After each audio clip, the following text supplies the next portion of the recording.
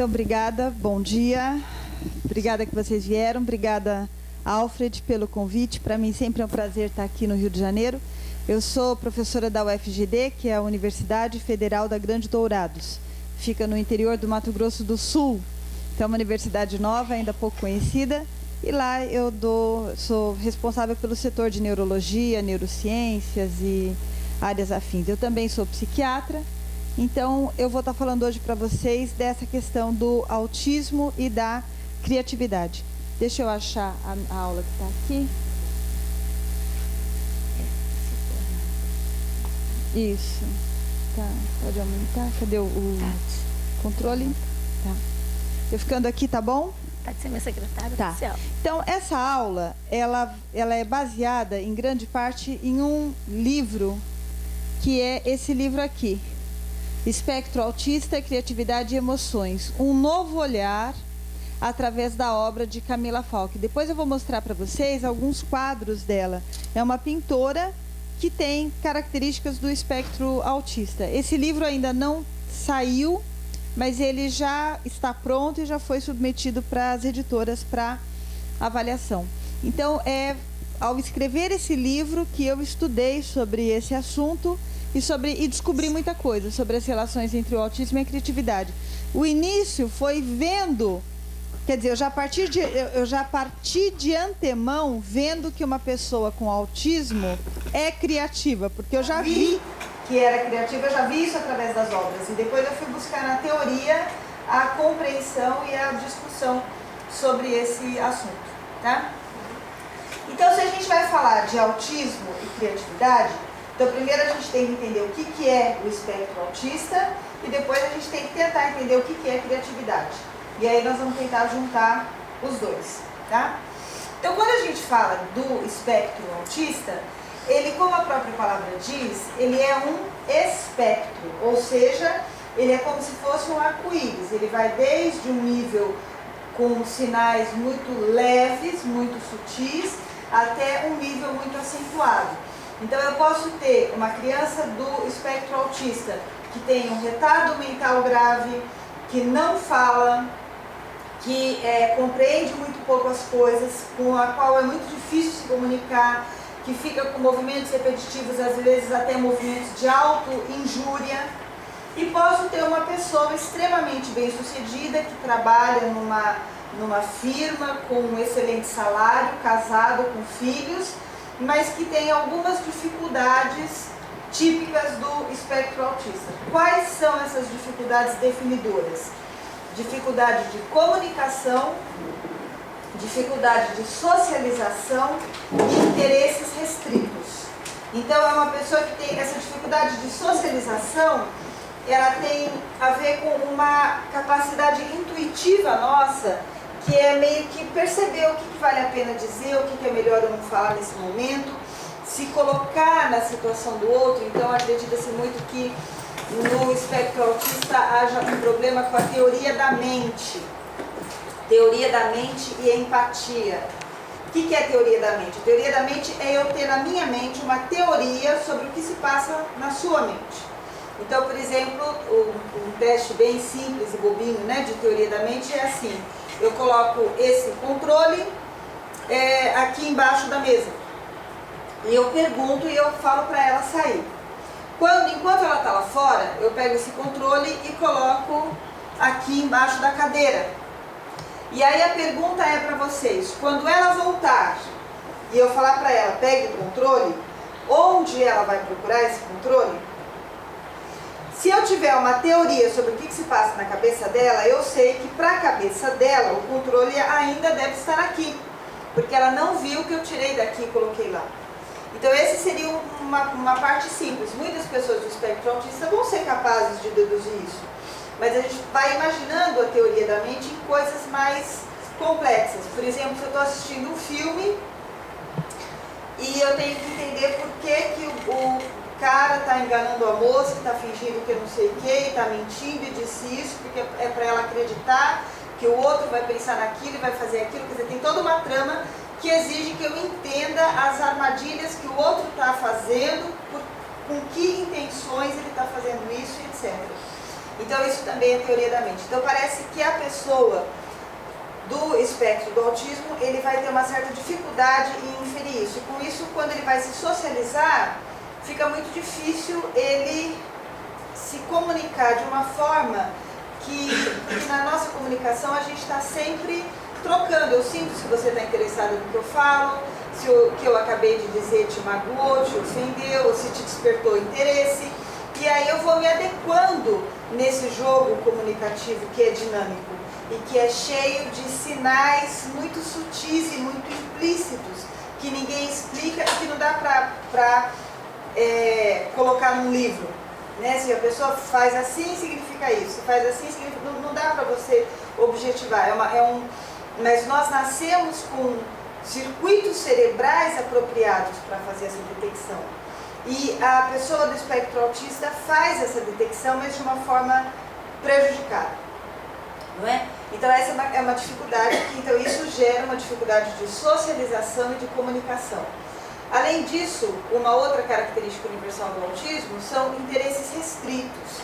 Os interesses restritos podem ser um fascínio pela gota que fica caindo do teto e ele fica horas e horas olhando aquela gota, ou um objeto giratório, ou um objeto que reflete a luz, mas pode ser também uma coisa muito mais complexa, pode ser um cálculo matemático, pode ser a memorização de uma lista imensa que outras pessoas jamais conseguiriam memorizar, pode ser também a música e pode ser também a pintura, né? E pode ser compilações enfim, arquitetura. Então existem algumas áreas que são mais comuns, que é música, matemática, cálculo, geografia, às vezes línguas, né? Então algumas áreas são mais comumente encontradas nesses interesses restritos, mas eles são amplos, pode ser qualquer coisa.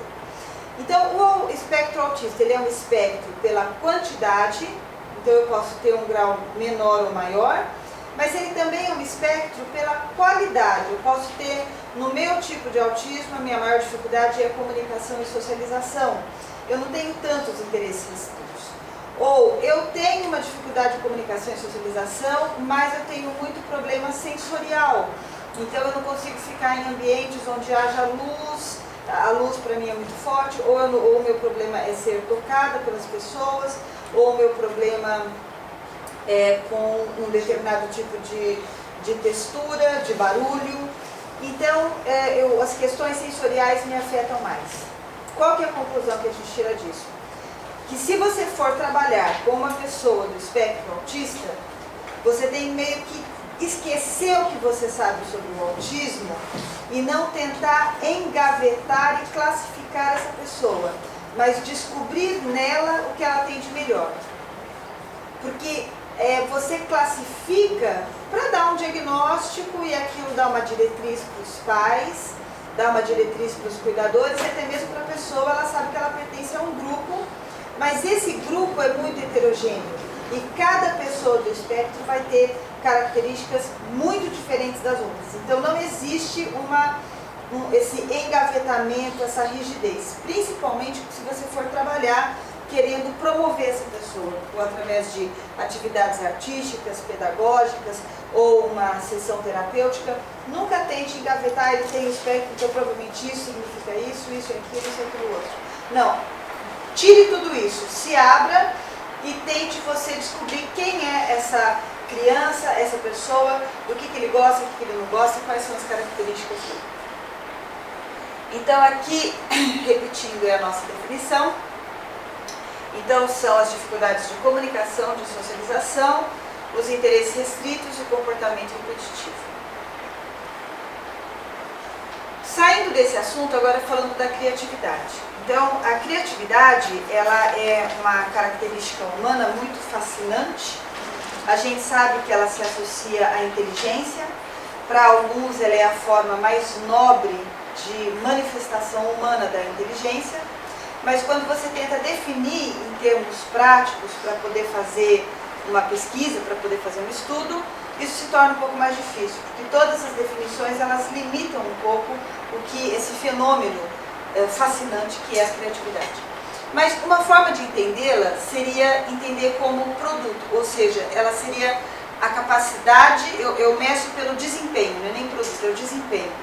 Então, a criatividade como tendo a capacidade de ter o desempenho de gerar produtos que ao mesmo tempo são aceitos como novos, originais, mas também interessantes, satisfatórios, né?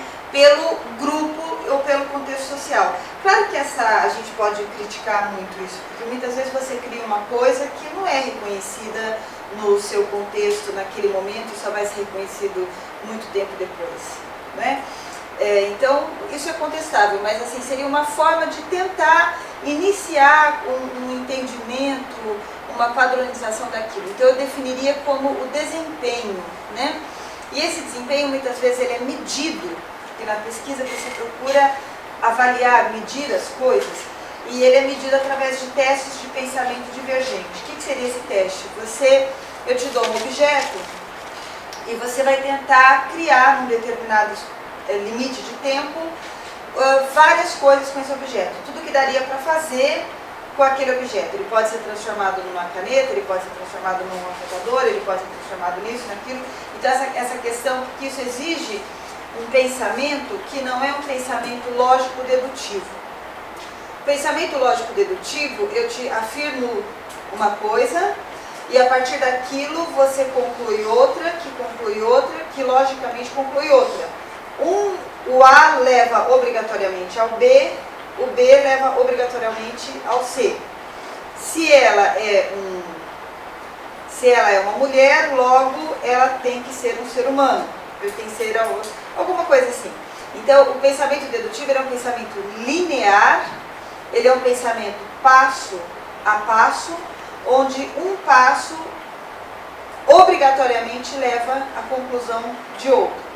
O pensamento indutivo, ele é um pensamento que salta, ele não remete a esses passos, ele é uma coisa que eu percebo. E o pensamento, então, divergente, ele se associa um pouco com esse pensamento indutivo. Eu não fiz uma conclusão passo a passo, eu vejo a solução.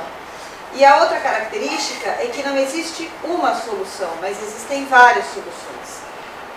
E no caso dos testes de pensamento divergente, o seu desempenho é classificado de acordo com o número de soluções que você encontrou, ou seja, usos diversos para um determinado objeto, mas também de acordo com a qualidade dessas invenções que você teve, o quão originais elas foram, não é? Então, essa capacidade de pensamento divergente, de eu conseguir juntar coisas desconexas. Então, você me deu um tijolo e eu invento para esse tijolo um banco para sentar. Então, eu estou juntando conceitos desconexos que entram na minha mente e eu crio com aquilo alguma coisa que nunca existiu. Então, a criatividade como desempenho seria alguma coisa próxima disso. Agora, eu também posso entender a criatividade como um traço, né? Então, se eu entender como um traço, é assim, e existem vários estudos mostrando as características de uma pessoa criativa. Então, uma pessoa criativa, ela é uma pessoa normalmente ávida por novidade, ela é uma pessoa extrovertida, ela é uma pessoa sociável, ela é uma pessoa que improvisa bastante, ela é uma pessoa que tem muita flexibilidade cognitiva, ela faz isso, mas ela também está vendo aquilo, ela está se interessando por aquilo outro. E isso é muito contrário às características comuns do espectro autista, que são pessoas mais inflexíveis, presas à rotina, que normalmente não se socializam, são presas à mesmice. Então, a primeira ideia, e é a ideia vigente, é a de que as pessoas do espectro autista não são criativas, elas têm um déficit de criatividade, porque elas gostam de rotina, elas gostam de mesmice. Além disso, elas têm uma dificuldade com a teoria da mente e uma dificuldade na imaginação. Então, se você pegar uma criança normal e der isso daqui, você pode ver que talvez a criança comece a brincar que aquilo é um carrinho de corrida. Então, são 3 carrinhos de corrida aqui. Uma criança do espectro autista, ela pode ficar fascinada com esses botões, ou ficar vendo como reflete a luz, mas ela não vai estar usando esse objeto de uma forma imaginativa. Então, a ideia é a de que as pessoas do espectro autista não sejam criativas. Essa é a ideia vigente. E em vários testes de pensamento divergente, a maioria deles, na maioria dos estudos, eles mostram um prejuízo de desempenho. Então você dá um objeto e eles não conseguem imaginar muitos usos diferentes para aquele objeto, tá? Então essa é a ideia vigente. No entanto, eu coloquei uma frase aqui do Picasso: se houvesse apenas uma única verdade, não poderiam pintar-se 100 telas sobre o mesmo tema. Então existe um outro lado da moeda. Como eu disse para vocês, essa palestra ela se baseia em um livro, e o livro, por sua vez, foi inspirado em telas de uma artista extremamente criativa, e que é do espectro autista. Então, assim, alguma coisa aqui não está batendo muito bem com essas teorias até então. Então, nas últimas décadas, como o espectro autista tem despertado muito interesse, principalmente pela sua alta prevalência, então nós temos uma prevalência nos Estados Unidos de 1 a cada 68 crianças, que é uma prevalência muito maior que a de décadas passadas. Então, justamente pela prevalência, ele tem despertado interesse, e as pessoas estão tentando entender por que isso acontece, como isso acontece e do que se trata. Então, eles começaram a descobrir que, dentro dessas características que são vistas como negativas e como limitadoras, existem janelas de oportunidade. Então, o que seria isso? Então, por exemplo, o interesse obsessivo. O fato de muitas pessoas do espectro autista terem um interesse obsessivo, aí tem vários exemplos. Como aqui vai falar de música, por exemplo, interesse pela música. Então, é aquela fascinação, aquela repetição, aquilo de tanto que você fica ocupado com aquilo, sem se cansar. Isso faz com que você ensaie, com que você repita, estude, interaja com aquele objeto de uma forma tão intensa que muitas vezes você vai acabar descobrindo coisas que os outros não perceberam. Um outro exemplo é, por exemplo, a percepção visual que eles têm. Eles têm uma outra... a tendência de uma pessoa do espectro autista é ter uma percepção visual menos contextual e holística, e uma visão mais analítica e de detalhe. Por exemplo, se você observa um quadro de um pintor, né, uma cena de 2 pessoas caminhando num jardim. Então, muito rapidamente, nós batemos o olho naquela cena e eu entendo o que a cena está me dizendo. Eu vejo rapidamente ali um pouco pelo mato, pelas flores, ali eu vejo que se trata de um jardim, e eu vejo pelo esboço que se tratam de 2 pessoas. E isso é muito bom, porque isso me ajuda, e isso, assim, com isso eu me baseio em experiências passadas que eu tenho sobre o que é jardim, o que são as pessoas, o que é um ser humano, e baseado no meu conhecimento prévio da situação, 2 pessoas caminhando no jardim, eu já interpreto aquela cena quase que imediatamente. Uma pessoa do espectro autista, provavelmente ele não vai ver isso. Ele vai começar a detalhar as florezinhas ou a graminha que estão no canto esquerdo. E então ele faz uma análise, uma percepção muito mais crua. Ela não é tão holística de compor e de entender tudo o que está acontecendo. É uma percepção de detalhe, e é uma percepção que, aí a gente fala, não é legal. Realmente, isso vai dificultar a compreensão do todo, e vai dificultar, então, a comunicação, porque eu quero que você entenda logo a mensagem daquilo ali, que ali é um jardim.